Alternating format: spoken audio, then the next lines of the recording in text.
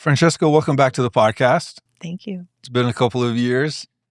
Since the last time we talked, some things have happened, but I think maybe the most interesting thing that we could talk about on the podcast would be within like a year, maybe less, it was you and I do ayahuasca together for the first time. It was both of our first time. Mm-hmm. To now you're someone that I reach out to if I want to host an ayahuasca retreat somewhere in South America because you run it. So I would love to just hear like 7 years. How did you go from 0 to 1,000? Yeah. And you know, you can start the story wherever it feels most alive for you. Can you believe that was 7 years ago? Time's undefeated. Time. It just keeps winning. Yeah. Basically, I would say the short version. We got 2 hours, so you can tell the long version. Is that I did what I advise people not to do. Me too. Perfect. And we went to drink ayahuasca, end of 2018. Mm-hmm. Yeah. And I had a vision in my third ceremony of me hosting my own ayahuasca ceremonies. Ego inflation. And before we left the retreat, I applied for a job at that center, and I was completely unqualified. I didn't meet a single one of the requirements.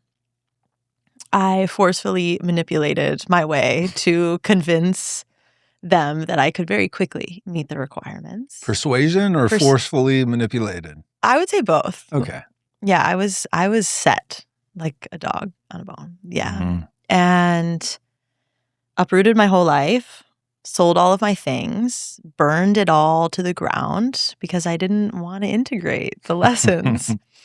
I left everything. I moved into a high volume ayahuasca retreat center, and I started drinking medicine 3 or 4 times a week, every week for just under 2 years without any integration, any pauses, any breaks, any support, any facilitation. And I learned that way. I learned by doing exactly what I help people not to do now. And found myself imploding, like holding the charge of so much plant intelligence and like strong alchemical energy trying to move its way through my body. But my entire body was closed. My whole body was closed and full of fear and full of this like harsh, intense, hyper masculinated, like push energy where I was trying to force in the same way that I tried to force my way into that role. I was forcing my way through everything in life. And it took a while, but eventually the medicine really just broke me down into a place of deep, deep sickness. And do you want to click on that and zoom in and kind of like tell us the story? Because what I find one of the things that's most helpful for people is to hear other people's like non-exaggerated, because it doesn't need to be, but just like articulation of like the quote unquote crying on the bathroom floor moment. And so we don't have to go there, but if you want to like just kind of expand that piece, because just to locate us in time, this is like 2 years after acquiring the job. And like this was like the first 2 years. I would say, I mean, it was happening in so many different ways, but number one, my autoimmune and all of the health issues that I went into work with ayahuasca with got completely exacerbated and worse. And I would say really like the core theme was that everything started to speed up. Like my mind was speeding up, the way I moved through the world was speeding up. I was working this very high pressurized corporate job in an ayahuasca center while drinking medicine. Yeah, that's so... which is insane, insane. And I was just on a path to like prove myself, you know, and I was working in this very like macho, egoical plant medicine culture of like prove yourself and drink more and how much did you drink and how many times this week are you going to drink. And I really found myself doing the exact same pattern that I did when I was a chef when I was younger, which was proving myself in a man's world, which I did later on in life. And then I did with plant medicine. And so it was me. But I found myself really sick, very disintegrated, very numb, very anxious, very depressed, and the way that those energies habitually move through me were to express that control and fear onto the people around me. And so for me, it looked like a lot of internal chaos, as you know, that would express itself through external chaos. A lot of toxic relating with my partner at the time and trying to kind of force everything in the environment to be a different way out of my own panic and terror for how unwell I felt inside. And I eventually got to a point where I was, like I would say even borderline psychotic with just so many ceremonies. And actually, I don't know, maybe somewhere around the like 100, 150 mark, I got to a point drinking the medicine where I would just go into a place of complete freeze. The visions were completely black and I would just be frozen on my mat in complete terror. Like there was no more medicine coming through.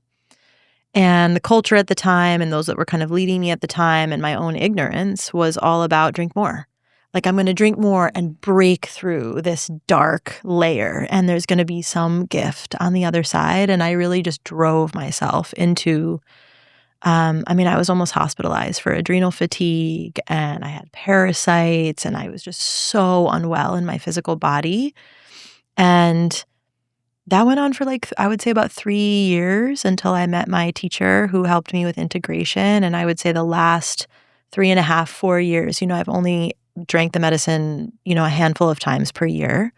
And it's just been a lot of deep integration of creating space in my body for all of the lessons. Like back when you and I drank, just the other day, I had a download about something I received in ceremony with you in 2018. Wow. That made sense because there was no space in my body. There was no capacity for me to be present with myself or to move emotions through my vessel. Like everything in my mental body, my sexual body, my physical body was as hard as a rock.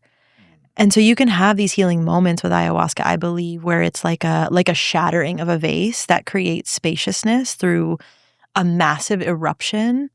But you can really only sustain that so many times. And so for me, integration work really is all about creating space for space in our beings, in our mental capacity, so that the medicine can actually move through and deliver the message. And if everything is full and tight, ayahuasca was just like, I'm not bringing you anything. You're done. You're done. Yeah. This is an interesting thing because I think, I think a lot of people have a idea about ayahuasca because they don't have access to do it so frequently that whenever they do it, because it's harder to access here in the States, they have more chances to even stumble into integration because of how much time is between these explosions. But I think most people assume, how can someone be like depressed and anxious and blah, blah, blah if they're always getting this healing thing coming into them? So that's the first question I'd like to drop just to for people who might have that frame. What would you offer them? Yeah. And before you answer that, I just want to share a quick story, to your point about the richness of the insights are almost they're correlated with how much spaciousness is available in the body. What I've realized in the last 2.5 years is how much I enjoy the darkness retreat and vision quest because there's no ingestion, but it's the radical removal of other things that we take for granted. Both of those technologies, as soon as it starts, there's this massive wave, at least for me, of grief-stricken loneliness and regret for as soon as there's no one there and there's nothing to look at and there's just nothing to do. You meet yourself. There's this train arriving moment where it's damn, I'm not present. And then once I weep, and then there's all this spaciousness. What my teacher told me was, don't try to figure anything out until the very last day. This was for the darkness retreat. Your only goal as a Westerner is just to get more and more relaxed, Mm-hmm. like a type of relaxation that you've never known as an adult, especially as a male who's trying to prove all these stories. Yeah. But when you're at the last hour, the way he articulated it is, whatever questions you have, ask your Buddha body, and it will know. And it was a really interesting reframe for me. He wasn't talking about soul. He wasn't talking about anything in the mind. He was like, ask your relaxed body. Yeah. And when I did it, and I actually posed some questions, the clarity and the instantaneousness of the answers were like, wow, no fireworks, no visions, no, loud screaming, and all that has its place at times, but it was just silence, spaciousness, and then some insights came through. Which is the original technology of at least Shipibo medicine. I can speak to that. Most people don't know this. I'd love for you to share it with. I mean, we have modern day retreats now that are still can be deeply healing, but they are entertainment. They are vacations. They are things where there are activities and things to do. And there's a certain funny paradigm that's happening because this is the first time in history that a person is paying a lot of money to sit with medicine.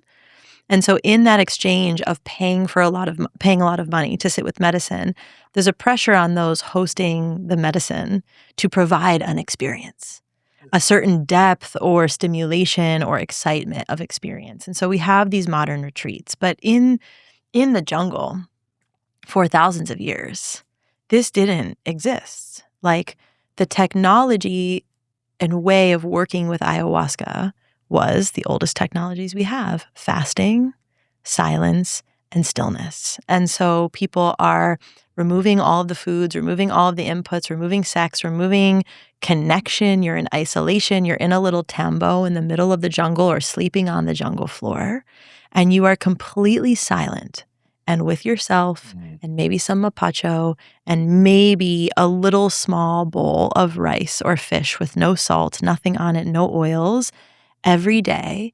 And your body, your physical body, all of that tension and all of the noise starts to break down, and your physical body starts to weaken and weaken and weaken, and all of the noise and the inputs and the activity in the body starts to purge out. And as you start to become very sensitive and you start to become very physically weak, the spiritual body starts to grow. And as the spiritual body starts to grow, of course, you're, in Shipibo medicine, you're sitting with another plant that's coming in and it's teaching you things through that very clear channel. But that is the original way of working with ayahuasca. It wasn't about all these stimulatory experiences. People were drinking very small amounts of medicine, and they were on these very hardcore isolation diets for many weeks to many months. And so the medicine was, and the first 4 or 5 days of a dieta, a plant medicine dieta, you're not even drinking water. You're fully dry fasting for 4 to 5 days. There's no food, there's no water, and you're not drinking any ayahuasca. You're receiving nothing to move through that exact layer of creating spaciousness so that when ayahuasca or when the other plants start to come in to teach you things, they teach you things through this very delicate, subtle body channel, and it's not fireworks. For me, yes, ayahuasca is very powerful and can be very disruptive and very stimulating. But those experiences that I think we're having as Westerners, where it is this big, grandiose light show of all of this input, that is the mirror of ayahuasca showing us the embodiment of how we live. It's the technology realms and the circus realms and the constant input and overload of information. A lot of what people receive in modern medicine ceremonies is just a mirror for the modern Western way of living. And when I speak to my teachers and I talk to them about what their ceremony is like and what they see and what they feel, it's like staring out at the jungle canopy where things are moving and they're teaching them things, but it's delicate and it's subtle because their indigenous way of life is so spacious. I mean, they sit in a hammock for 90% of their waking days, smoking the mapacho, maybe weaving, maybe planting a tree or two that day, but their life is very slow. It's very slow and it's very spacious. And that actually is the origin of how to contain and how to work with ayahuasca. And most people want to receive the healing from ayahuasca, but they're not willing to create that amount of space in their life. For sure. Yeah. There's a couple of things. One, I thought I heard that like the traditional way was often that the person who was seeking the healing wouldn't even drink ayahuasca, and that it would be the curandero or the curandera, and they would be the one who would like become altered on behalf of the person. Yeah. Was that a part of the Shipibo way? Yeah, that's true. So for many, many, many generations, it was absolutely unheard of for a regular person to consume ayahuasca. It was this massive teaching. It was like having the manual to a fighter pilot. You know, you wouldn't just hand it to anyone. So you had marayas and you had ayahuasqueros or curanderos that had trained through many, many, many years. And they were so sensitive through this training of sitting in isolation and sitting in silence and all of the restrictions called the sama. It's called the restriction to take away. They would take away. And through those decades of training, they would start to let go of their personality and they would start to let go of their physical body and their boundaries. And they would become so porous and sensitive that when they would heal people, the patient would never drink the medicine. Just the maraya or the curandero would drink the medicine and they would actually go into the body of the other person and they would start cleaning out the body from the inside out and they would re-enter their own body and they would do the healing that way. So cool. And then the story goes that about, I think around 120 years ago or so, all of these different Shipibo communities that were all up and down the Amazon basin that had no way to communicate with each other, a bunch of healers started all having similar dreams that the ayahuasca was telling them it's time for the patient to drink. And at the time, the OGs were like, absolutely not, absolutely not. And then slowly over the course of a few decades, this started to spread through the Amazon basin that the patient wanted to drink and ayahuasca wanted to be spread. And so over time, they started introducing actually drinking to the patient. But it was like an old world versus new world thing for a long time. Yeah. Man, that's so interesting. Yeah. Because like, one of the things that I have experienced in my, like, just the ridiculous luck that I've had in my life where almost every time I've drank, I've gotten to drink with like not, some dude named Sam in California and an Airbnb and like that has its place. But I've been able to like be at the seat of like people who have been doing this since they were kids. Yeah. And through both things that some of these teachers have said to me and also insights that I've had with ayahuasca, it really feels like this is me trying to translate it into my own words. Like, if you believe that the planet has a consciousness and you believe that ayahuasca is like one of the representatives of the consciousness of the planet, and it's really hard not to have that belief once you have a couple of experiences with ayahuasca, and that is the belief that I have, it appears to be the culture that is currently like at the helm of the train, for better or for worse, is Western culture. Yeah. And like we are psychotic and sick. Mm. But we are at the motherfucking front of the train and we're making bombs and planes, and that it feels like the spirit of the planet through these plant teachers are trying to get into Western culture as much as it can, because we got to convert some of the pilots, like some of the people at the forefront of this monstrosity.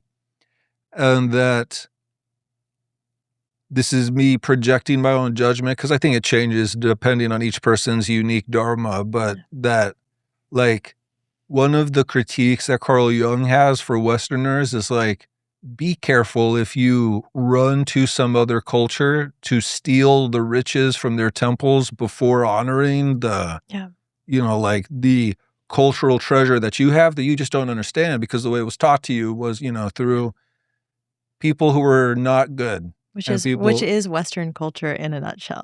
yeah, It's like for sure. so many of the beautiful things that you and I love and live by are stolen. Yeah. And that's just a part of human evolution. And also I agree that I think the consciousness of ayahuasca knows exactly what she's doing. Mm-hmm. And yes, there is a lot of distortion and there's a lot of really dark things happening in the space. And I spend most of my days doing repair and damage control for those things. And there's a lot of days where I get very angry and want to become a real estate agent because I just can't take it anymore.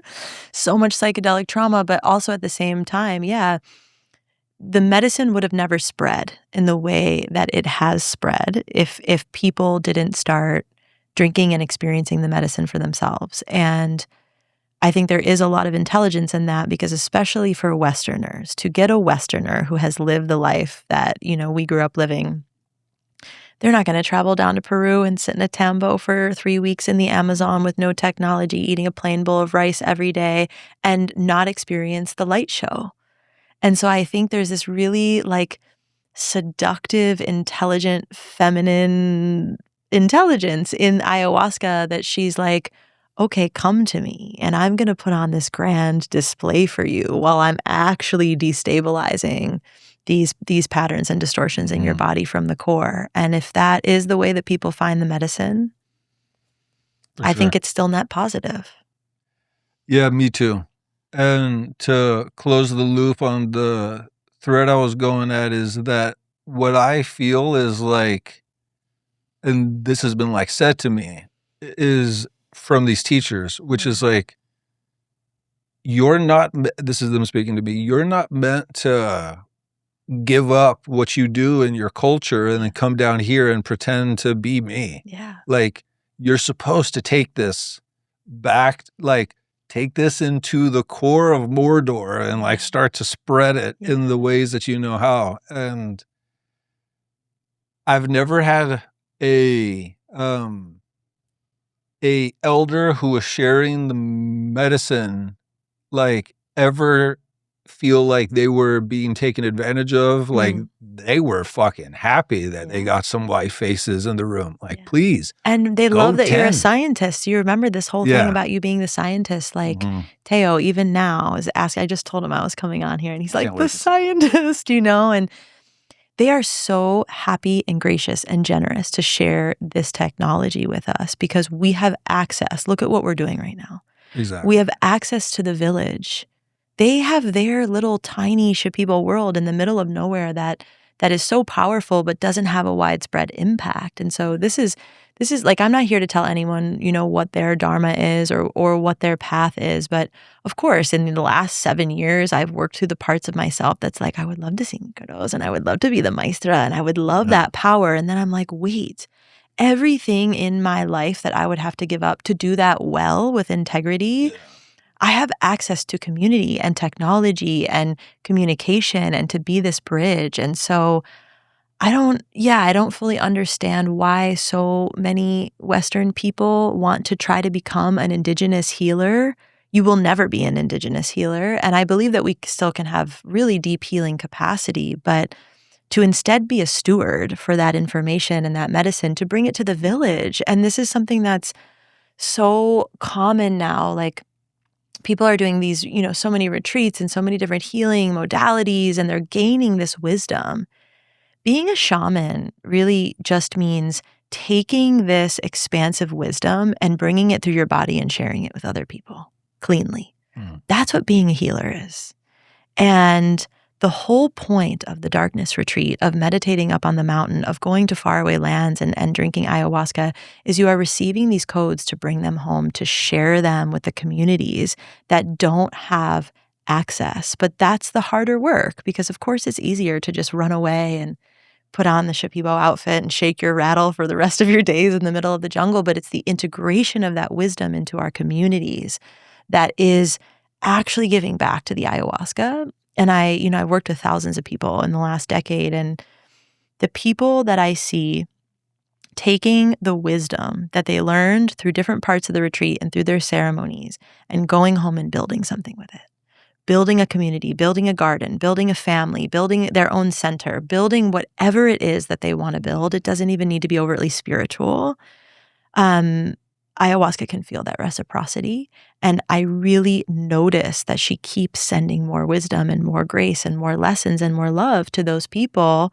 And then there's a lot of people I work with, 80% or more, that take these lessons and they continue to just do the individual personal work of self-discovery and trauma. And they just get stuck in this like self-inquiry pain house, trying to excavate all of their personality and their trauma, and they don't actually go in and spread the seeds. And so like, this is one of my deepest prayers for people is like, if you have received wisdom, please take it to the village, because we are dying as a culture.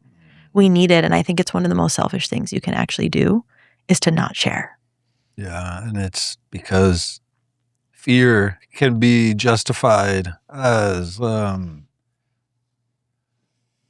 one of the phrases that came through yesterday is partially valid truth or partially valid excuses has killed more artists' dreams than all the wars of mankind combined. And like one of the things that I see with the people that I work with, because it's mostly artists, or it's almost like the higher the IQ plus the higher the imaginative skill, you know, like God forbid they read any fiction and have the capacity to like create worlds.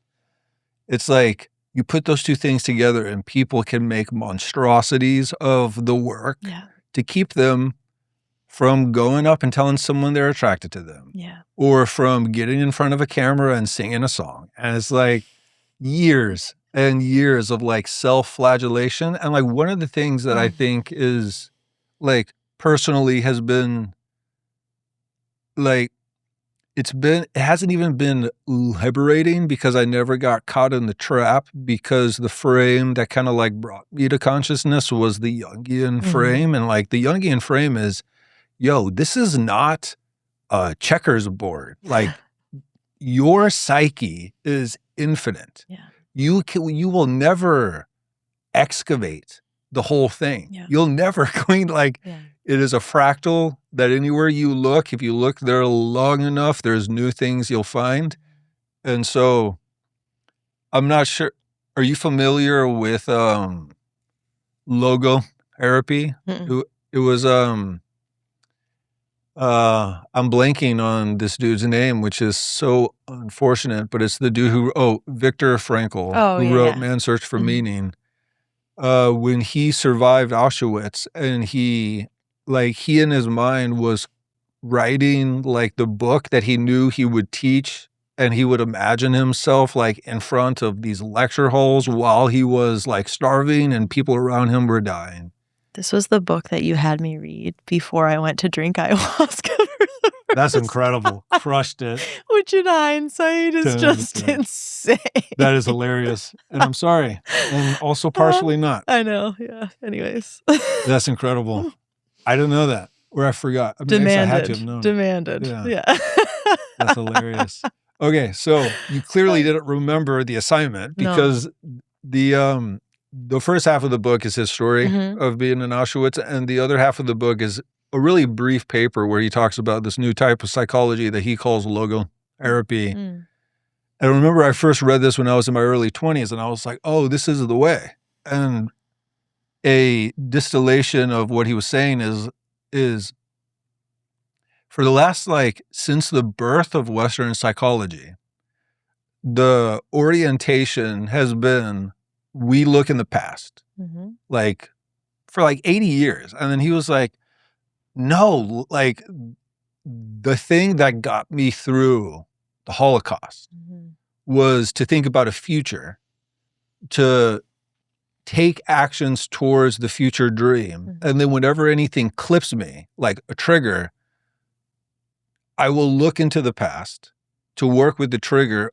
only to get to the point where I can then take the next step. And that you can like trust that like the unique design of the thing you're called to create is just perfectly architected for you by your soul. That you will heal the things you need to heal to take the next step, and that it's just about, okay, what has to be done today for me to lay the brick down again tomorrow. Yeah. And most people, and I wish there was like a word for it because I think it deserves a word. And I like to make up phrases for things to help people recognize things that are easy to like forget. But it's like the thing I just shared with you. Almost everyone I know knows that. But then as soon as they get back into their day-to-day life, they don't live that way. Yeah. You know, and it's like, well, I think we're like, I mean, I approach all of this, I'm realizing as you're telling me about Viktor Frankl, like this is the embodiment and nervous system work that I do. And I think we're still understanding the nervous system in so many ways, but like what you're talking about is nervous system states and going back and touching the pain of these different states that we touched in childhood or when challenging things happen to us. Those are the things that we repeat, like the artist of what you're saying. Like what was coming through for me when you're talking about artists who do create these distractions in their lives, they're just replaying out the same nervous system states that happened to them as a child that made them an artist in the first place. For sure. But we're so addicted to those nervous system states, like those, I call them occurring worlds. My teacher calls them occurring worlds. That's but cool. They're occurring worlds that live in the pain body. That is a cool phrase. Yeah, which I think is like, I don't know if it's Terry Real's work or who, but basically these impacts come into the pain body. And they create these worlds, which is also interesting because in Shipibo cosmology, they go into the world of your belly, they go into the world of your liver, they go into the world of your childhood. The maestro actually like is their personality is no longer there, and through the channel they shrink themselves down and they go into a part of your body and they go into the world and they expand the world of Eric's belly, and they're like, so how healthy is it in here? What thoughts exist in here? Okay, there's anxiety in here, there's fear. That's how they know what ikaro is going to come through. And they start singing to that part of your body like they're cleaning your belly from the inside out. But in order to do that, they journey so courageously into your occurring worlds. So what you're telling me is the magic school bus was a code yes, exactly. for how to do real magic. I was just talking about the magic school bus the other day. This is what's happening. Whoa. They're cleaning the body from the inside out. But how do they know what to clean in you? It's not through what they see. It's what they feel as they enter into your sexual body, different parts of your physical body, your mental body, and they feel it in their own body like a channel, and then they start to liberate it through the song. And so I would be very curious about this kind of dynamic you're talking about with artists, which we're all artists, but the ways that we create— Thank you, say it again. We are all artists. The ways that we create distraction in our life, I believe, are 99% of the time us replaying out the same nervous system states that happened to us 100%. As a child, because we're so addicted to those occurring worlds. Because in the predictability of those occurring worlds, which we all have them, like love leaves. No matter how hard I try, it won't be enough for her. She doesn't want me. I will be betrayed. Like we all have these occurring worlds stuck in the pain body. And those are the things that happen again and again in relationship loops. And we're like, how could I be here again? And we have these moments where we hate when these states come online. We don't like it, but we so artfully co-create these states again and again. And my work is like balancing, what does it really mean to liberate ourselves from those occurring worlds? Well, we have to touch the pain of it fully. We have to fully go into and most of us are like touching it a bit, we're touching it a bit, but it's like, for me, it's the descent down into the underworld to the very bottom of the well, to like the deepest anguish and terror in our body that occurred in those states. And we touch it fully and then we get the fuck out. It's time to go. Because so many people, as they reach those places, want to start building a little home down there and getting out their little toolkit and their journal and their magnifying glass, and they want to keep analyzing. But that analysis is just a further distraction from feeling it fully. And this, for me, I do a lot of like shamanic shape-shifting embodiment practices in my work of having people embody these moments in their life, like the crazy psychotic lover that's like stalking a man she's interested in. These parts of ourselves that we lie about. Like, we've all done it. I've done it. But the parts of us that are terrified and people-pleasing, grasping for feminine attention, grasping for mommy, grasping for love, like these dark, tender gremlin parts inside of us that we spend so much energy, like you were saying earlier, trying to suppress them. The ravenous fucking hunter that just wants to fuck and kill, like we were talking about earlier, like that is dying to be integrated in most men on the planet. For sure. And to give people a safe space to embody the frequency of that energy with safety, to fuck and claim and express and move like that part, you move it through your system like an animal, and then it doesn't control you any longer. You find liberation through the embodiment of that part, and you choose a new occurring world. Yeah, it feels like the image that's coming up when you describe that is that these, like I was sharing about the darkness retreat and how once you get to a place of emptiness, you can like contact the Buddha body and like a communication between the quote unquote ego and the soul can really happen. Would you say like the subtle body, is it different than the subtle body? How do you feel the Buddha body? I personally don't have a strong, subjective connection to like subtle and astral. Okay. Like I'm still trying to work those two things out. But when I feel into Buddha body, the like taste of the experience is like the flesh is there, but the flesh is animated by like the thing in me that produces my dreams. Yeah. So like for me, it's almost like if one half of the coin of whatever the intelligence inside of me is that produces the dreams, the other half of that coin is the physical body. Mm-hmm. When you were one, I love recurring worlds. I think that is such a beautiful phrase, and that really does a lot for my like mythic, artistic mind. And so thank you for that. I'm going to really play with that. Yeah. The image that was coming up is like if I imagine the subtle body as being almost like a voidic space, it's like a void. Mm-hmm. That our recurring worlds are like these almost like balloon planets that just like, and they take up space. They're like apps in a phone. This is so like it's like you have 6 apps recurring on your phone, and 5 of those 6 apps like zap you and take money out of your bank account. Like that's what they do when you use them, but you just keep pressing them because like every once in a while you'll get like a DM from someone. Well, they're like viruses that kind of, they're like infected with a frequency. It's like, what's that candy game people play? Or like, I guess Instagram, it's the same. Candy Crush? Candy Crush. It's like a place that you go where you become unconscious, but you're also getting something from it that you want to stay. Yeah. You're getting some type of hit.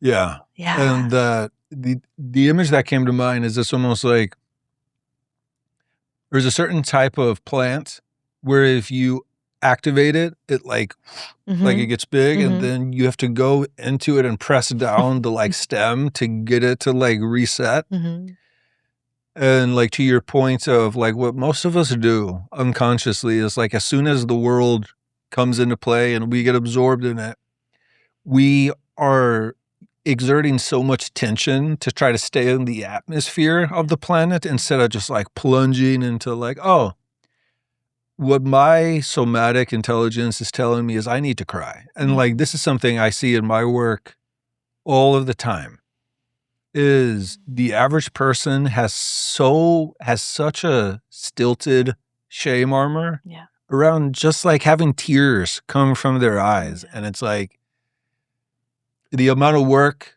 that has to go in to even produce a tear, is like a part of like, clearly is what I'm here to do is to make people cry. And I don't know, it is what it is. Because you actually have to slow down and feel. And then on top of it, people, if they actually start to cry, their face, it looks like they're in peak physical pain. Yeah. And then they cover their face. Yeah. And then like 100% of the time when people actually cry, especially in like groups or on calls, like whenever I do events in person, I make everyone have to do an open mic. I don't care what it is. It can be anything that they want. At least half of the people who come hate that. Yeah. But then once the event is over and everyone has gone, the people who are the most resistant, who have stories of like, I'm not an artist or whatever. Of course. There's weeping and the whole, and the thing about like open mic style things, like where someone gets to go on stage in front of a group of people and it's safe to be vulnerable. It's like every time someone else goes, you in the audience, you get to cry again. Yeah. And it's just like I think for me that like crying is akin to brushing your teeth. Mm-hmm. Whereas like we incur all of these micro insults from culture every day that kind of become like the film on our teeth. It's like a film over our heart. Yeah. And it's like the film melting is crying. Like that. I think all conscious emotional expression, whether it's pleasure, rage, grief, whatever, is the energetic hygiene practice that is 100% necessary for you to feel healthy. Like there is just no way. I was just talking to a dear brother the other day that's like, gene keys and teachings and calls and all these things that are these beautiful tools. But it's like, if all of your practices take you away from the quiet, spacious place of feeling in the same way that you shit and you piss and you brush the film off your teeth, like you are full of energetic garbage. You're full of emotional garbage. And so feeling, which is the one thing we can't just do, seems to be the hardest thing for our culture to grasp. Which is why ayahuasca can be such a powerful tool to force people into feeling what's there, but it can also be used as another distraction to get away from having to feel what's there. But I really believe our capacity to deeply feel in small moments throughout the day, every day, is the only energetic hygiene practice that we can do to actually feel good. And if we're not crying, if we're not screaming, if we're not running pleasure through the body, it's like holding your poop. Like there's no way to be healthy without doing that.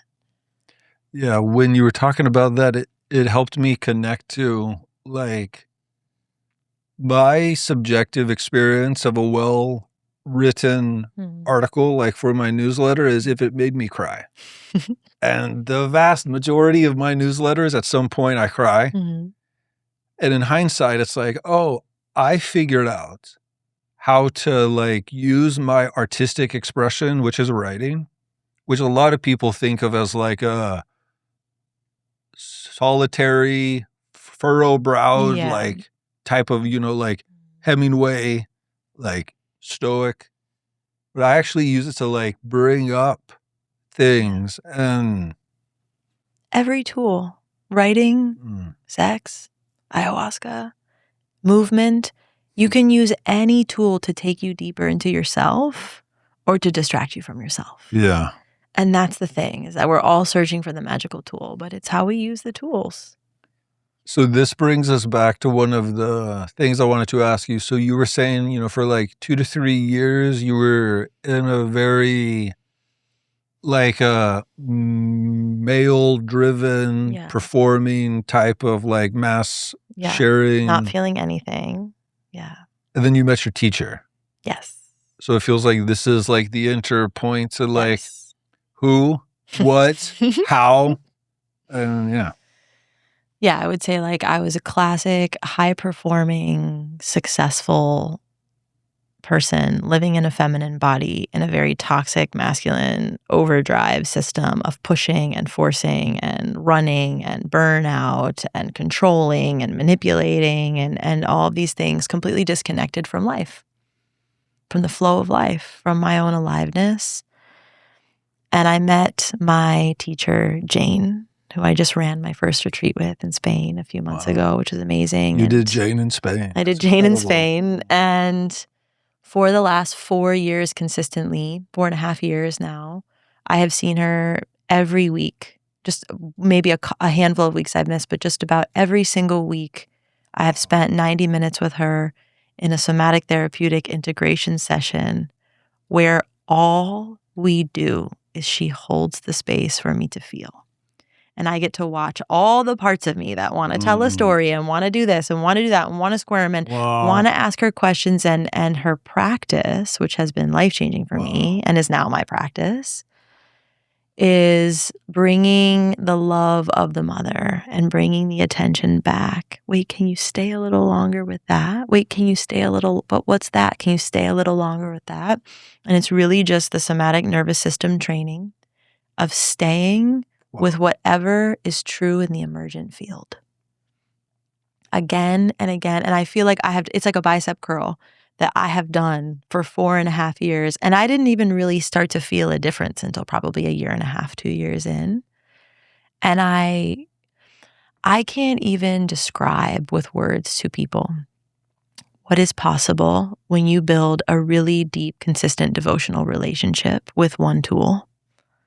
It's like a long-term monogamous relationship. It's like it holds so much more depth of transformation and intimacy for you to grow, but you will have to keep showing up again and again. You will definitely be seduced by new, fun, other exciting things.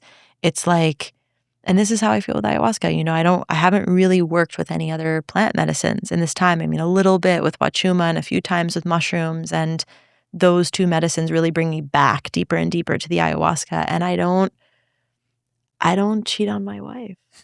And of course, I feel excited about other things and I want to go and do other things. And then every time I do, it's like, oof, the real work is back home in my relationship of how do I create new depth and new intimacy with my main plant, which is Shipibo Ayahuasca. And I have to move through the layers of boredom and laziness and the ways her and I both take each other for granted and all of the same things as intimate relationship. But I think one of the biggest challenges and failures of our modern culture and the access we have to so many tools is that we're just bouncing like a dating app from thing to thing to thing to thing. And we're not actually deepening with certain tools because it takes years and years and years and years. Yeah, one, I completely agree with the reward that comes from going deep with a craft or a skill, a relationship, and a plant. But at the same time, one of the things that I've been feeling is like one of the things that has been coming through is like, we need a renaissance, or our kids won't have this, you know? Yeah. When I think of a renaissance, like the thing that keeps coming through is like the design of a true ecosystem where it's like, if you go out into like a piece of wild forest and you like appreciate all of the type of birds, all of the type of insects, all of the type of plants, there is room for every type of motherfucking thing. There are things that specialize and there's things that specialize and not specialize. And I think one of the like keys is like, just try on the hat of the belief that you have a Dharma and that it's speaking to you if you actually will go like feel into what is it that elicits your, like one of my favorite frames that the lineage I got it from definitely has some questionable characters and things, but the core essence is like, if you can learn how to clarify your true desire, and you can connect to without shame and guilt, like what the atomic experience of pleasure is, you know, because it doesn't just have to be things that happen to your genitals. Like what is that whatever the thing is that guides your pleasure, that's beyond your teaching, it will literally attract you to your Dharma. Like the things, like one of the things that I connected to a couple of years ago that will seem so like cliche once I say it, but it was like a monumental moment for me, was being able to connect to what if the thing that I secretly, privately have always yearned for, that because of my interpretation of a Christian God and it being egoic or prideful, what if that is what the field wants from each of us? Is the thing that and again, like the asterisk is clarified desire, because there's lots of ego stuff. And like, I don't think anyone's dharma is to be someone who conducts themselves in such a way to end up on the Epstein list. Like there's definitely a space for clarifying. But like, this is what we're talking about with the energetic hygiene practice of feeling. If you want to clarify your rage, you have to move through all of the distortions of your rage. And if you want to clarify your pleasure, which all of us have distortions and blockages and all kinds of twisted up sexual energy, these layers, like you have to practice running pleasure through your body. And for me, it's like the heart acts as the filter. It's like an air purifier. But we have to actually practice pleasure and running pleasure. And then we meet our manipulation in sexuality. And then we meet our darker energy in sexuality. And then we meet all of the places that we can't actually receive, and even though we want to receive pleasure, we meet our avoidance, we meet our anxiousness, we meet our unworthiness. But it's the practice of clearing the pipes, of running pleasure, that we're able to open and clear that channel to do exactly what you're saying. Interesting. Okay, so a technical question. If a man were to practice clearing his pipes of pleasure to get his desire clarified, would it look like, like if he's by himself and he's meditating, is he like generating an erection without, watching or doing anything with his hands? And he's like running the energy like through his heart up his spine? I would say there's like many different. It doesn't have to be that concrete. No, it doesn't have to be that concrete. Like right now, close your eyes. And just see if you can connect to anything that feels good. Just maybe it's like this subtle air conditioning on the back of your neck, or the heat of the palms of your own hands on your thighs. Just feel pleasure. That's it. And there's deeper practices, but we're so oriented all day long to placing our consciousness to what we don't like. And 100%. The deepest pleasure practice, and even the word pleasure has so many things to unpack there, but you could just replace it, my teacher always says, like with the words of feeling good.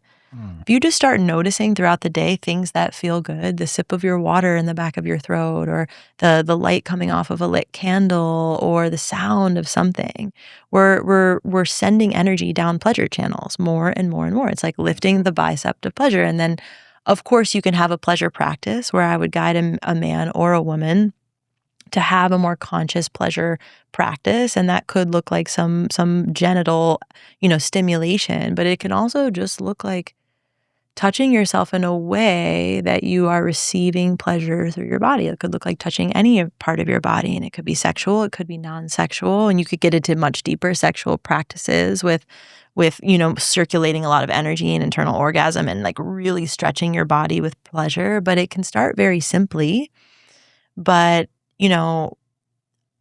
rage as pleasure. Grief, how good does it feel when you cry? Good. Yeah. So that we have these ideas that grief and anger and rage and terror and fear are completely interlaced with contraction, with tense, contracted states, because when we're little children, and most of us didn't have phenomenal caregivers to hold epic emotional space for us to feel, those states as a child, those really intense states in the nervous system felt really scary, and we didn't know how to be with them. And so we disconnected and started to cope in order to not be with them. But one of my favorite experiences with the medicine is just crying and weeping so deep that it's like the bones in my jaw and my face are rearranging themselves, or moments of rage I've had. I mean, just the other day I had this beautiful mushroom offering here, and the mushrooms were moving so much grief through my body, and I was having a full body orgasm, fully. And it was like grief as love, as pleasure. And so when we do emotional nervous system training practice, meaning consciously feeling our emotions again and again and again, just like the same way you go to the gym and you do your squats and then you do your lunges and then you do your bicep curls. When we do that with rage and we do that with grief and we do that with fear and we do it with yearning. Yearning is a big one, especially for women, because yearning itself feels like an ache. It's like being really thirsty and not getting a sip of water, and that kind of contracted, uncomfortable ache of yearning, we want to quench it, right? We have a yearning for sex and we want to go blow our load. We have a yearning for food and we want to eat it. We have a yearning to take a sip of water. We got to drink. But if you can actually practice being with that that ache in your body of yearning, you start over time to stretch the muscle of your capacity to be with your yearning. And now it's no longer a problem to solve or a sensation to numb. It's a relationship with an energy moving through you, and you can stay open while yearning moves through you. You can stay open while grief or rage moves through you. And when you can feel the full spectrum of human emotions while staying open and connected to your heart, all of life is beautiful because you're alive and you're connected to your aliveness. And we no longer are subject to these little prisons of our personalities and spending all this energy trying to run from the tears that are stuck inside from a comment your partner made 6 weeks ago that's taking up bandwidth because you're avoiding feeling it. And so pausing, going into a small 3 to 5 minute container, consciously feeling your emotions on a daily basis and moving them through your body with breath, sound, and movement, I believe is one of the most liberating practices that we can do. And we open ourselves up to be able to experience the full spectrum of life while remaining open and connected to pleasure. And that's what cleans the pipes again and again. And in relationship, you start being able to express your rage in front of your partner with an open heart, and it brings you closer, and we're all running around in these little boxes where all of these things can't exist. We should be crying in sex. We should be screaming in sex. We should be moving this stuff through our body when we're talking to someone, when we're making love to someone. And I think ayahuasca is such a great teacher of that in ceremony because she kind of takes your control mechanisms away and shows you how to move. Speak for yourself. I'm in full control. Yeah, full control. I've seen you. Yeah.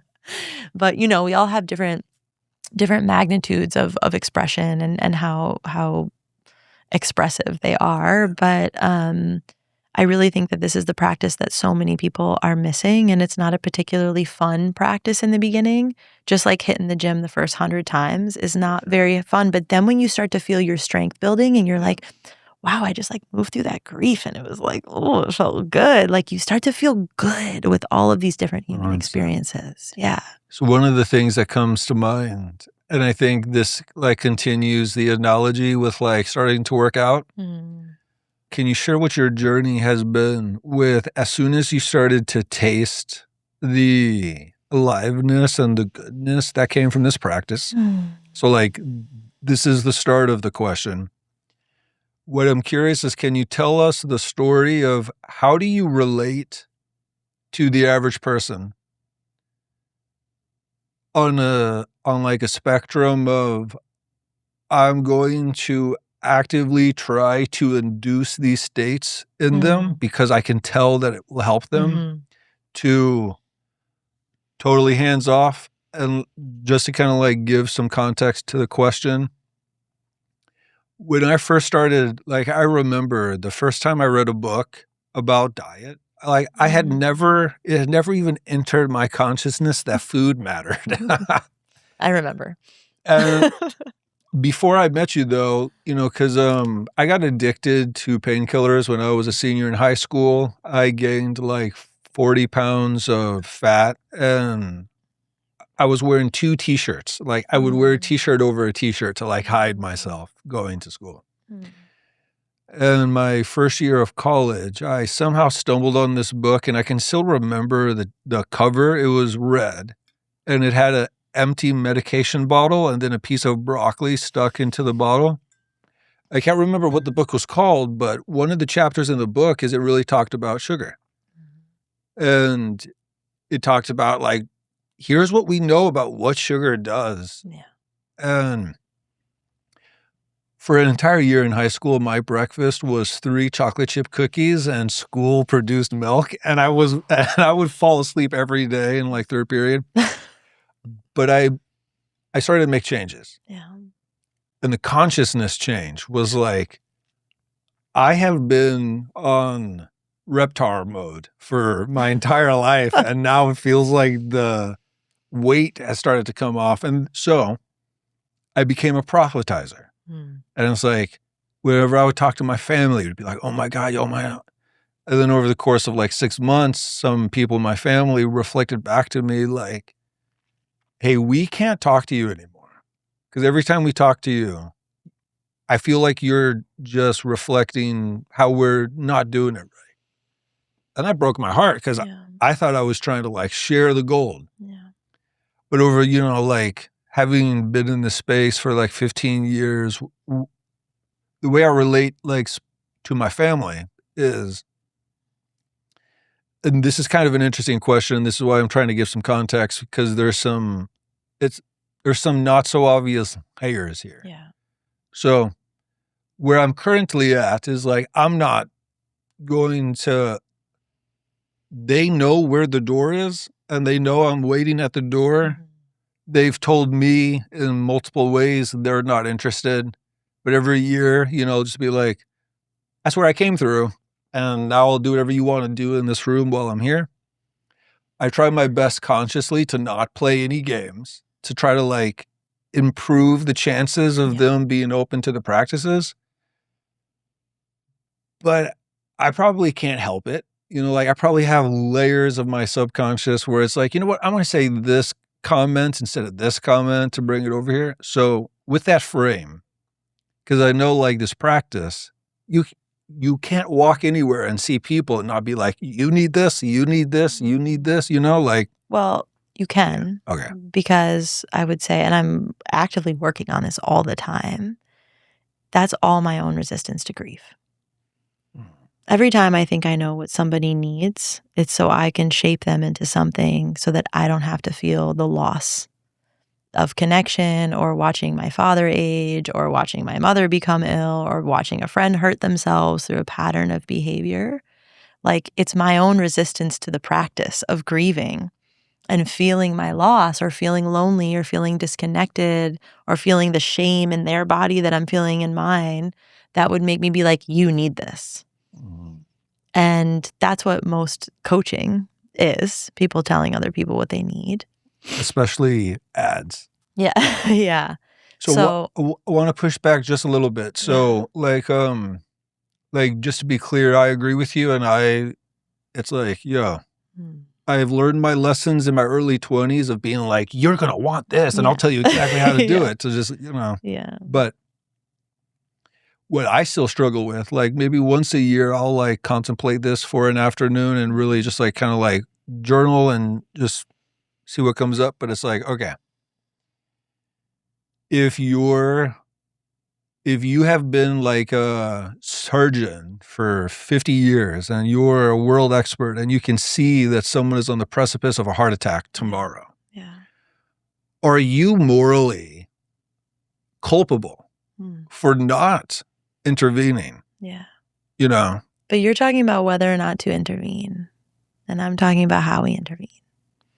So what is really going to facilitate the natural emergence in someone else's body that's avoiding feeling?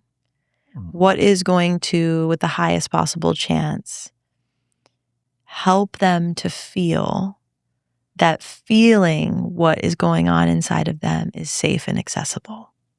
It's definitely not telling them what they need. But can I bring the unconditional love of the mother through my body? Can I look at that part of them that is suffering or numbing or coping? And with, moving through my own little tensions and opinions and preferences and what I think they need and all of that stuff in my body, like that's my work, is continuing to clear that from my body, my preferences. And from the deepest place of openness and unconditional love that I can access, can I lock in on that part of them? And can I hold?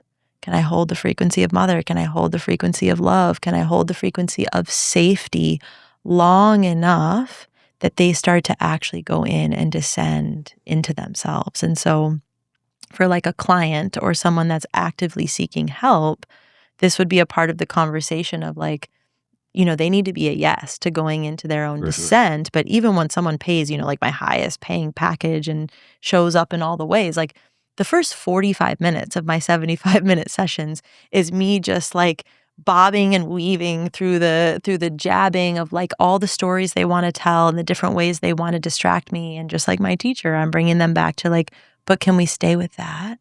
Can we be quiet for a moment? Where do you feel that in your body? What does it look like? Do you want to get on the floor? If that rage was going to take a shape with her hands, like what would your hands do? Like I'm guiding them again and again and again and again through the sea of distractions into actually feeling and embodying and processing the emotion. But in a social situation or a different situation where someone's not asking me to do that for them, my practice is softening my own belly and letting my womb hang out, and softening my heart and softening my jaw and softening my eyes.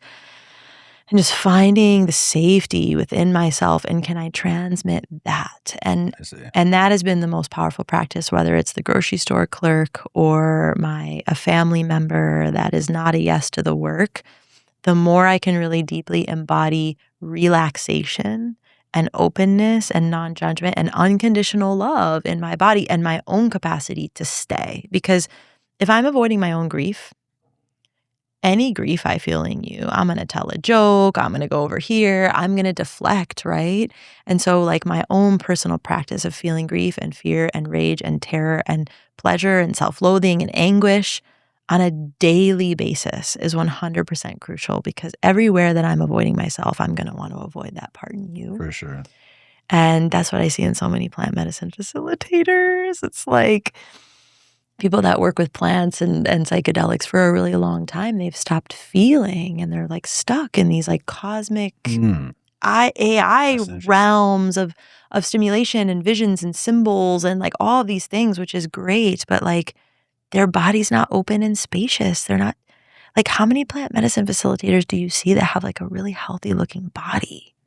Not many, they don't look relaxed. And so for me, that relaxation of tension, I think, is the most powerful thing that we can transmit to another human. And can I just be with you long enough to infuse a little bit of like, hey, whenever you're ready to feel that, it's safe. And I can't feel it for you, and I'm not going to take it away, but I can be here with you while you feel it. And that feels like, in essence, the teaching of ayahuasca for me. It's the teaching of the mother that holds the crying child. And that was the teaching of my teacher that's been, infused into me for the last 4 years. She saved my life. And it's what I'm working to try to do now in my own way. So intervene. But how are you intervening? Yeah, that makes sense. Yeah. That with a client or with someone who gives one of the beautiful things about having clients is these are the people in your life who, like, whatever your unique skill is, they're saying yes. Because I mean, at least in no one in my family except for my youngest sister wants to tell me a dream and have me like, do you want to talk about this thing? Like, everyone else in my family is like, nope. Yeah. But like the people who are like in my community or who pay for a class or whatever the thing is, like, I get to share that part with them. That's beautiful. What I'm hearing you say is when you're in the presence of, let's say, like a family member who hasn't given the explicit consent. Yeah. Or is in active avoidance. Yeah. Yeah. That the intervening is simply like, one, keeping yourself open and not collapsing around your own grief at your judgment of what you think it means for them to be X, Y, and Z. Two, meet them in whatever recurring world they're in and just like, try to be as relaxed as you can. Can I love the part of them that is terrified to feel themselves? Can I love the part of them that is terrified to know what that symbol in that dream might mean for their life? Like these parts of avoidance of feeling all of this that we're talking about deserve the same love as the raw grief or the raw rage. It's not just like love the core. It's like, can you love the addict? Can you love the part of them that's numbing? Can you love the part of them that's creating so much busyness in their life they don't have to feel? It's bringing the same depth and unconditional love to those parts as well. When your partner is like not doing their journaling practice and not eating the foods they need to eat, it's we can be like, we can coach them. How's that go? Yeah, exactly. It's like, wow, can I love them so deeply that they have no choice but to soften and heal? And it's so funny that we're talking about this right now, because as I was driving here today, I was crying. Yay! And you were the first person in my life to do this for me. And you didn't even know that you were doing it, really. And you also did all the other stuff of like pushing your concepts and forcing me to go to the Austin library and like read stuff and, interpret things from an analytical standpoint. But like when I was driving here today and really thinking about like our relationship and how cool it is we still get to do this, and why do you support my work, and how I would potentially have never drank ayahuasca if it wasn't for you. And I have literally helped out thousands of people. Like, it really is an incredible ripple. But the core frequency for me, I mean, obviously you were insane and I was very intrigued. I was very intrigued. But like, there was a capacity within you at a time in my life where I was becoming sober for the first time in my life. Coming off of 15 years of cocaine and MDMA and alcohol and porn and unconscious sex and all of these things that I had just been spiraling in for so long. And I was becoming sober for the first time in my life, having to actually become present with what I had done to myself and other people, to what a full-blown liar I was to myself and others. And the amount of confrontation in my body to look at my behavior and to look at how far I went into such darkness. You came along and you were like, yeah, you're so much more than that. And I was like, wait, you mean I'm not going to be punished for all of this stuff? And you were like, you could just make amends. You could just act differently. Actually, there's just like a whole other choice point. You could not do that anymore. You could actually sit and just journal for 10 minutes, even though you don't want to. And it was like that frequency for me started a ripple effect that gave me a touch point of being able to love those parts of myself, still owning that they were not okay. And I hurt you and I was hurting other people and I was still hurting myself. Like there was I'm a no to this behavior, but I'm a yes to you. That's cool. And I really felt that from you. And it was a life-changing moment for me. And then I felt that from ayahuasca. And then I felt that from my teacher. And that started to ripple through. And now that's my whole transmission. That's my goal, to be that for every person. And so it takes me back to the question that you asked around, how do you coach people or get people into this? Well, when we have never flexed that muscle our whole life of touching rage or touching grief, we all have the ones. Insecurity is a really hard one for Westerners. It's like, it's one we feel a lot and we don't like to feel. Jealousy. You have to fake it till you make it. So actually taking the shape, and this is where like sacred theater and shape shifting and these things can be so helpful. The embodiment work I've done with John over the last couple of years is like seeing other women and me being invited to take a posture, to take a shape. Okay, now Francesca, be Barbie, or like dumb blonde, or these textures within myself that I'm like, I can't be that. Or what does it look like to actually embody the psychotic lover? Or these different archetypes that I'm like, that's not me. That's outside the prison of my little personality. I could never be that. Being surrounded by women who are in the full range of their expression was so deeply healing for me. But then I was actively, through my training, being asked to take on these shapes of rage or grief, erotic innocence, like really edgy stuff that's like, I don't know how to be that in my body. And then through breath, sound, and movement, taking that shape and reclaiming those parts of myself. And so with grief and rage and these types of emotions, you sometimes have to fake it till you make it. Like you just start pounding the pillow and screaming until it starts to crack open the channel enough that the actual rage starts coming through. But it's like is a relationship that has to be built, just like with pleasure. Like you quit porn and start doing a very conscious pleasure practice. Like those first 150 practices are not fun. They're not amazing, you know? It's like, this is boring, nothing's happening, da, da, da, da, da. I want stimulation. But you just stay and you keep coming back to the reps and we build our capacity and then new things are possible. Well, and I'm really glad you shared what you shared about us, and I really feel that, and you're really like using the best of whatever it is that got through my bullshit, you know, that got into you, and so, yeah, and I love that. The other thing that came to mind was, like, as you were describing what you were describing, what I was realizing was that having an active relationship with dreams where you don't kill them and make them like, this means this, but you actually like, no, I fucking died last night, or I killed someone last night, or I cheated on my partner last night, or I, you know, lied to my whole family last night. And that what, you know, so dreams are so fucking interesting to me because there is something about the nature of dreams where if you're a closed off Westerner and you don't want to deal with it, you just won't remember until you have like a really like 10 out of 10 nightmare. There's a lot of people who like, it is a technical fact that there's no one who doesn't dream. But 9 out of 10 people I talk to will say, oh, I don't dream. And it's like, no, you're dreaming every night, but you don't have the capacity to recognize that it's happening. It's like, I don't get angry.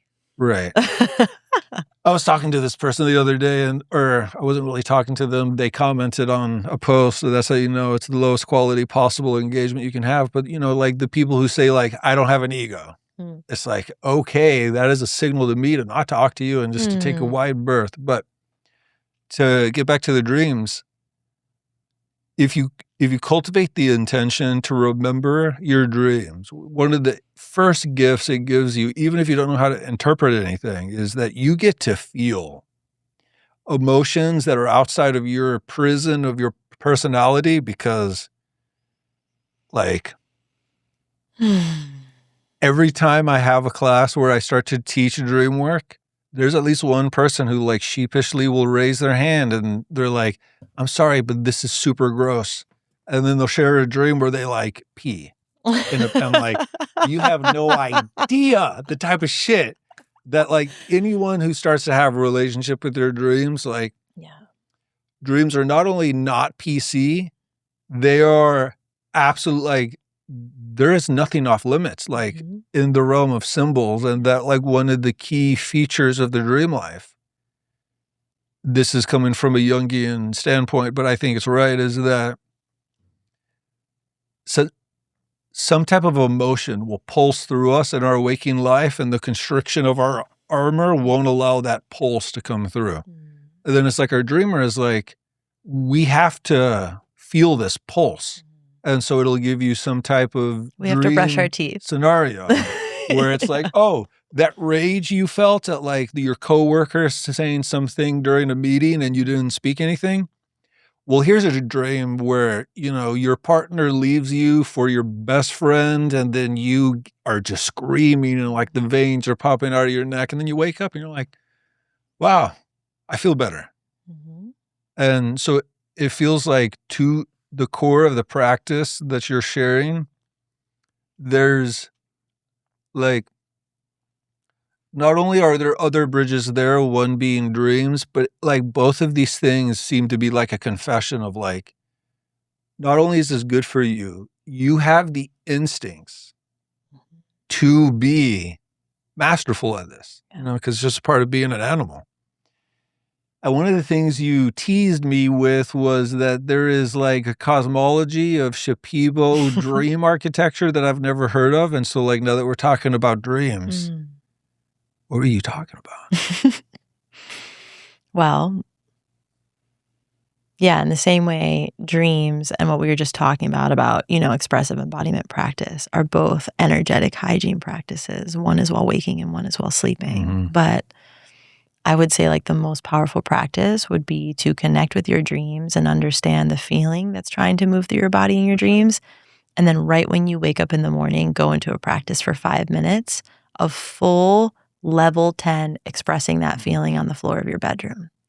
And for me, that's like, the dreams that you have that are really intense fear or whatever, and then it's lingering in the morning a bit. You're like a little jumpy, or you fantasized about someone in the dream, and I'm like looking at their Instagram, like, should I reach out? And by noon, I'm like, thank God I didn't text that guy, but that lingering like emotional architecture that lingers after the dream, I think can be really purged by an embodiment practice in the morning. That's cool. So those two things together feel really, really interesting.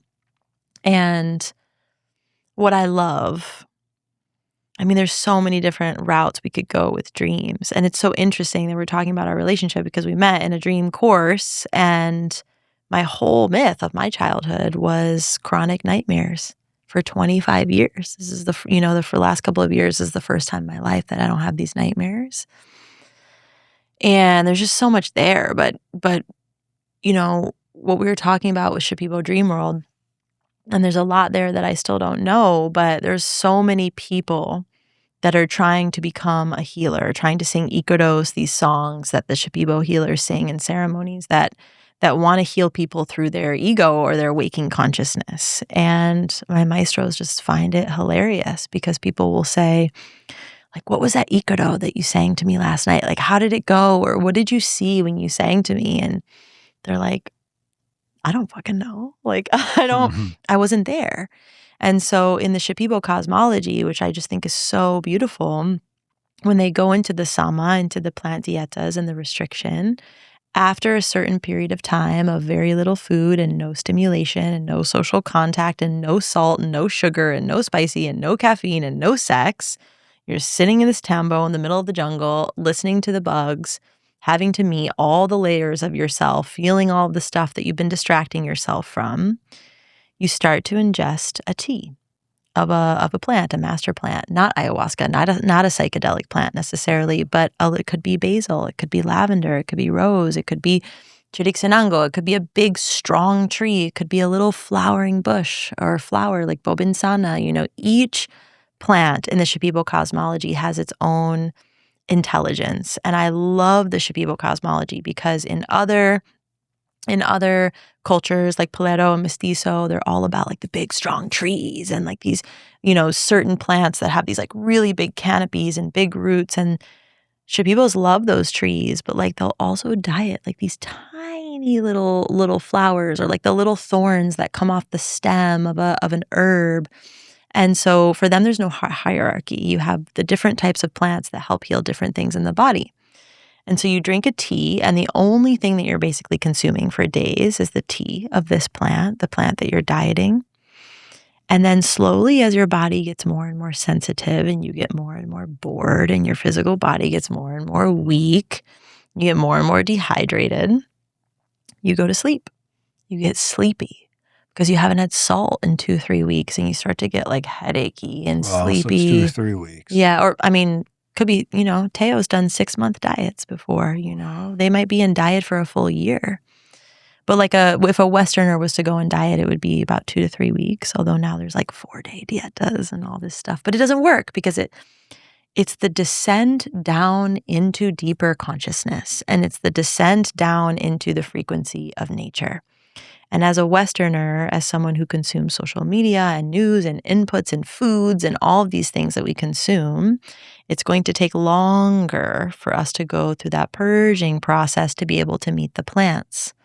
So you fall asleep and you get sleepy. And as you start to fall asleep, you fall asleep and sleep more through the Dieta process during the day and during the night, the plants start to come through the dreams. And they start with tests.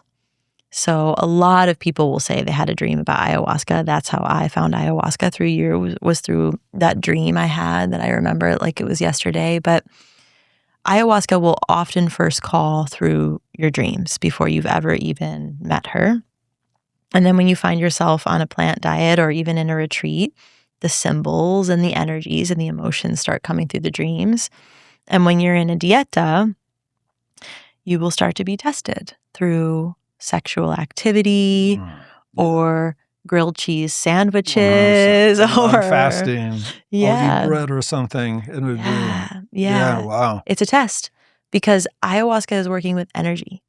So if you are in a dream and in a diet, or if you're on a diet going to an ayahuasca retreat and you are withstanding from sex or let's say dairy or sugar, for sure, and in the dream you partake, it's the same thing as doing it in real life. You've broken your diet and you're bringing that to ceremony. Yeah, man.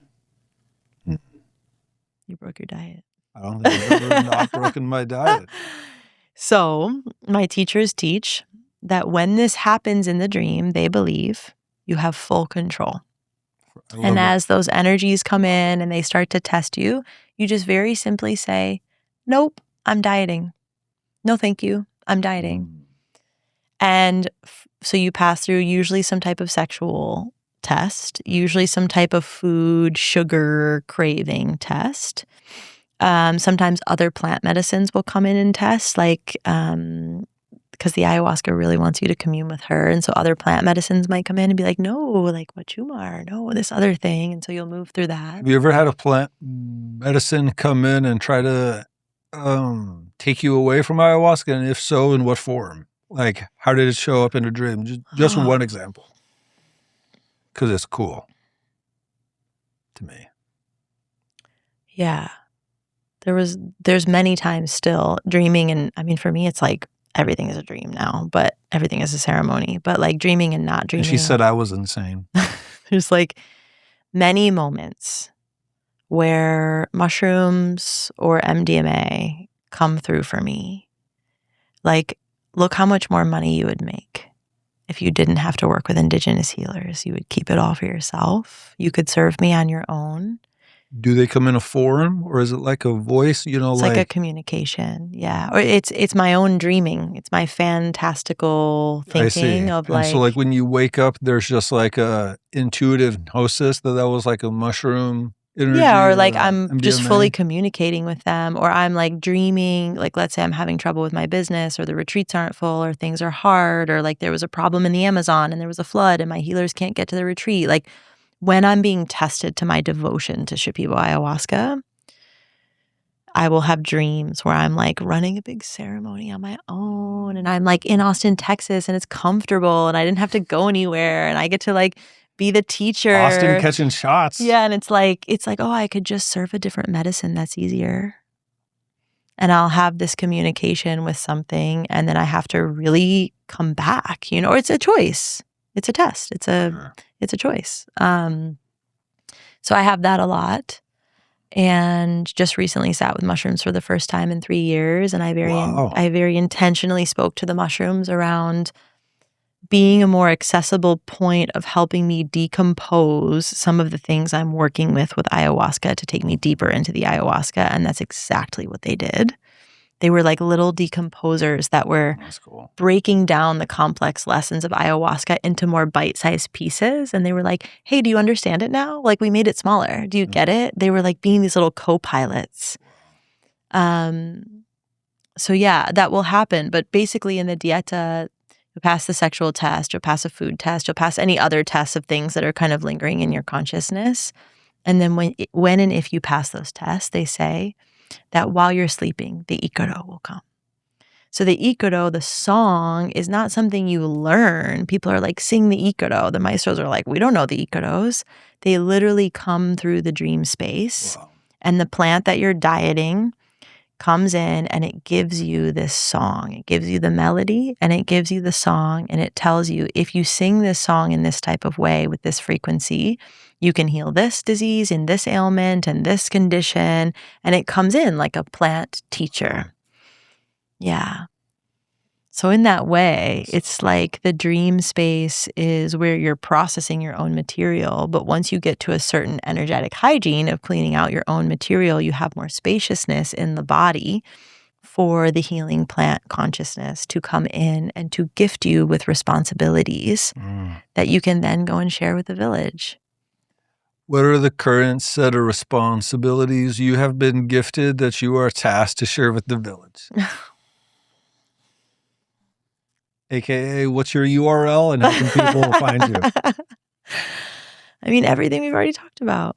Yeah, I mean, a lot. It really was only about 8 months ago, in the last 7.5 years with ayahuasca, that I feel that I am fully 100% clicked in my devotion, that this is what I want to do for the rest of my foreseeable future in my life.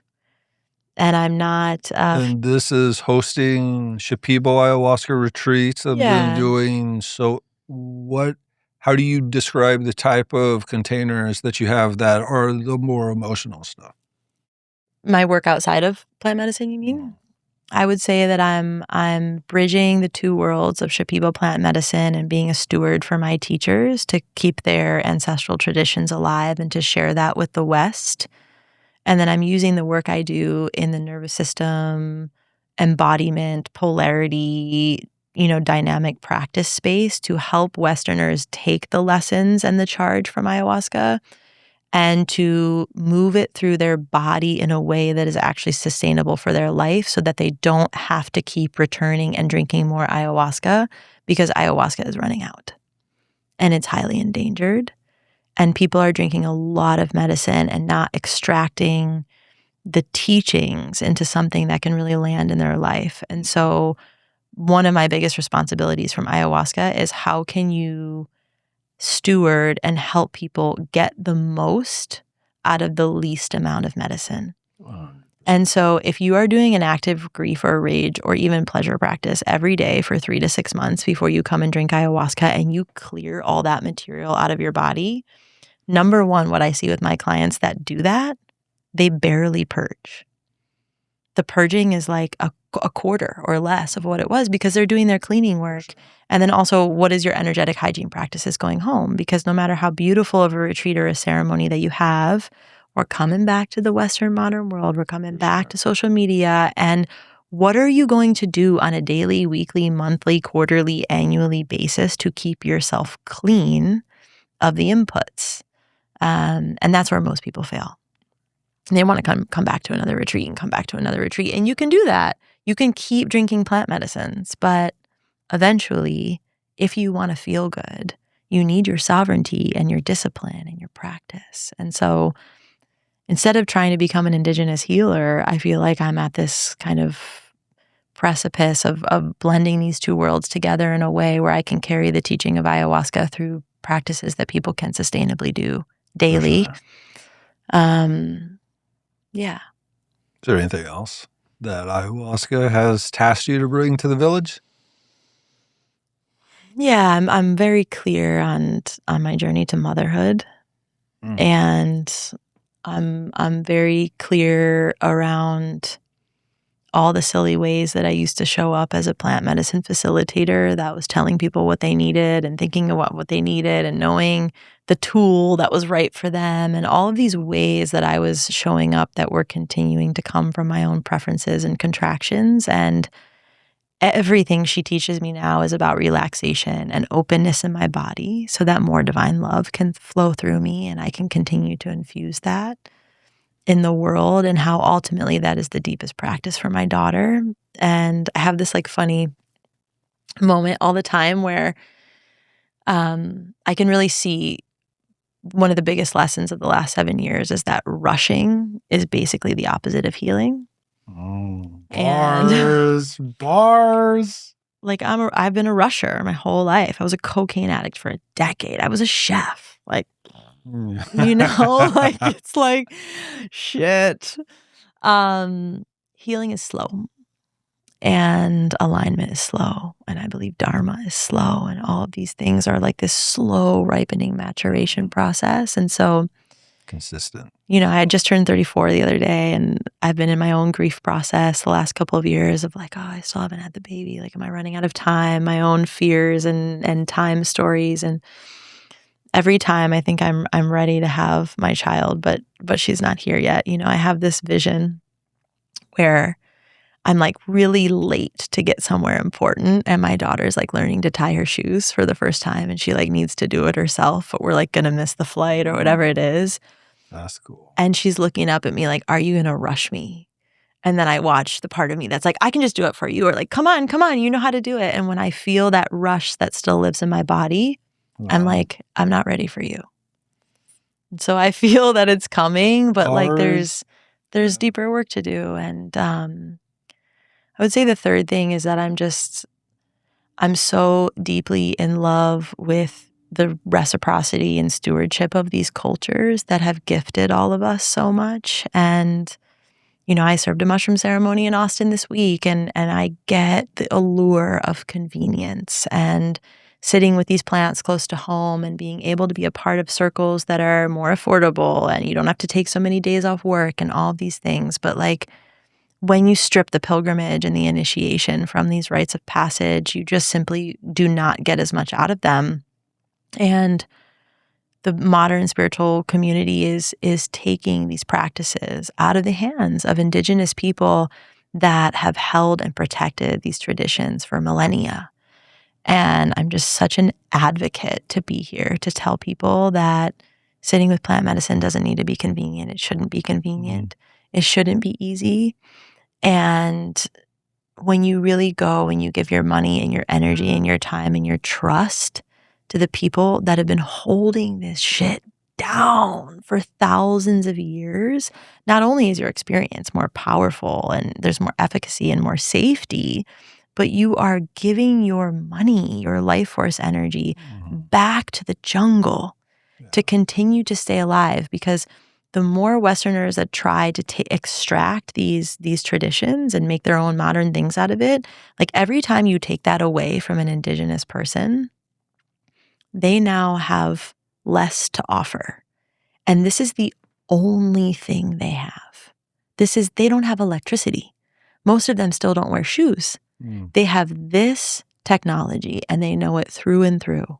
They live by it. Their ancestors have lived by it. Like, why would you not want to support to keep that alive? And so I'm just really, I think, forever going to be continuing to speak about this. And we just broke ground last week on a center at Teo Marina's land. And it feels so good after 7 years of, handing them a great paycheck, but to be building a center on their ancestral indigenous land and getting to bring groups and bring people to the source. Like, the Maloka is going to be built on top of this mango tree that's 200 years old that Teo's father, grandfather, and great-grandfather have literally sat with their back up against while sitting with ayahuasca in that jungle. Wow. Thousands of times they have sat under that tree drinking the medicine, and we're building the Maloka on top of that and helping them to foster their own. Like the tree will come through the center? Wow. Yeah, or it will like rest on top. The Maloka will be like up resting on the top of the tree. And it's like they have their own microeconomy now, and they can have their own center, and they can take people in for months at a time to heal cancer and heal more complex illnesses. And I just feel so passionate about giving back in the ways that I have access to. And this medicine has done so much for my life. Like, I just really want to keep it alive. I really want to keep it alive. Beautiful. Yeah. Thank you for sharing those. Yeah. I feel the truth. All right, 5 rapid fire questions to close us out. Okay. What is your favorite meal currently? Your favorite thing to eat? Rapid fire. Just giant T-bone steak. Nice. Favorite movie from the last 5 years? Favorite movie of the last 5 years? Hamnet. Nice. Hamlet was fantastic. Fantastic. Favorite album from the last 5 years? Last 5 years? Yeah. Or does anyone even know album names anymore? Because they just use Spotify recommendations to... I only listen to old music, but my favorite album of all time is Animals by Pink Floyd. Nice. Wachuma or mushrooms? Wachuma.